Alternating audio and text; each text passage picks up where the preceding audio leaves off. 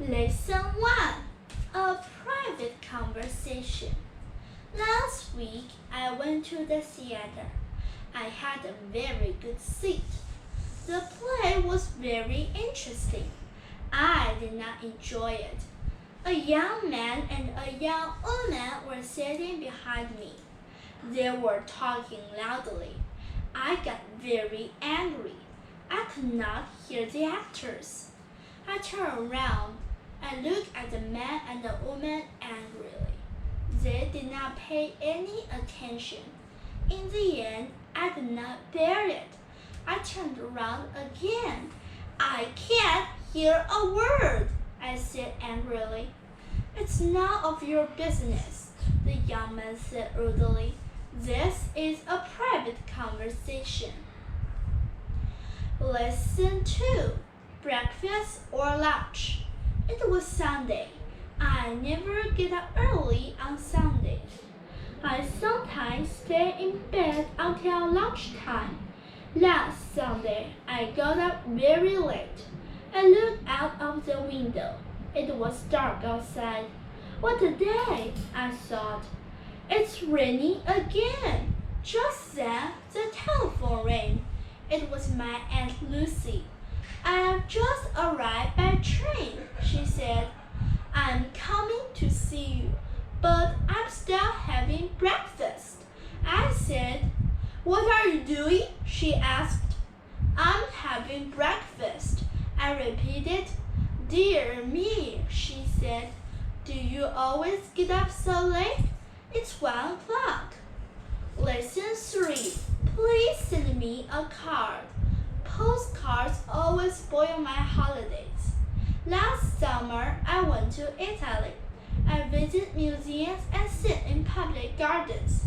A friendly waiter taught me a few words of Italian. Then he lent me a book. I read a few lines, but I did not understand a word. Every day I thought about postcards. My holiday passed quickly, but I did not send cards to my friend. On the last day, I made a big decision. I got up early and bought 37 cards. I spent the whole day in my room, but I did not write a single card. Lesson 4. An exciting trip. I had just received a letter from my brother Tim. He is in Australia.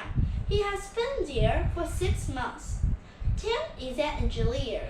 He is working for a big firm and he has already visited a great number of different places in Australia.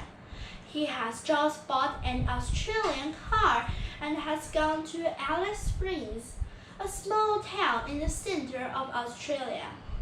He will soon visit Darwin. From there, he will fly to Perth. My brother has never been abroad before, so he is finding this trip very exciting. Lesson 5. No round numbers. Mr. James Scott has a garage in Sudbury, and now he has just bought another garage in Pinehurst. Pinehurst is only 5 miles from Sudbury, but Mr. Scott cannot get a telephone for his new garage, so he has just bought 12 pigeons. Yesterday, a pigeon carried the first message from Pinehurst to Sudbury. The bird covered the distance in 3 minutes. Up to now, Mr. Scott has sent a great many requests for spare parts and other urgent messages from one garage to the other. In this way, he has begun his own private telephone service. Lesson 6. Percy buttons. I have just moved to a house in Bridge Street. Yesterday, a beggar knocked at my door.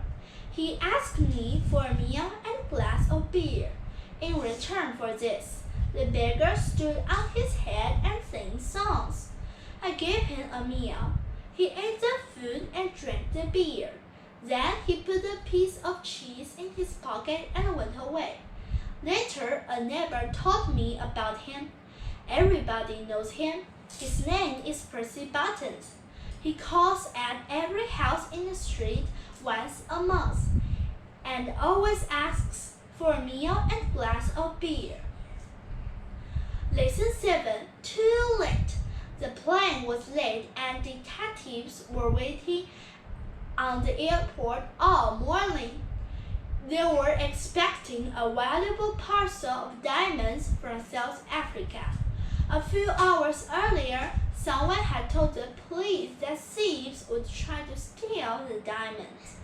When the plane arrived, some of the detectives were waiting inside the main buildings, while others were waiting on the airfield. Two men took the parcel of the plane and carried it into the customs house, while two detectives were keeping guard at the door. Two others opened the parcel. To their surprise, the precious parcel was full of stone and sand. Lesson 8.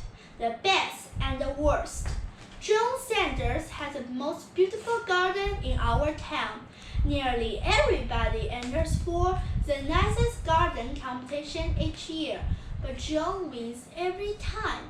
Bill Frick's garden is larger than John's. Bill works harder than John's and grows more flowers and vegetables, but John's garden is more interesting.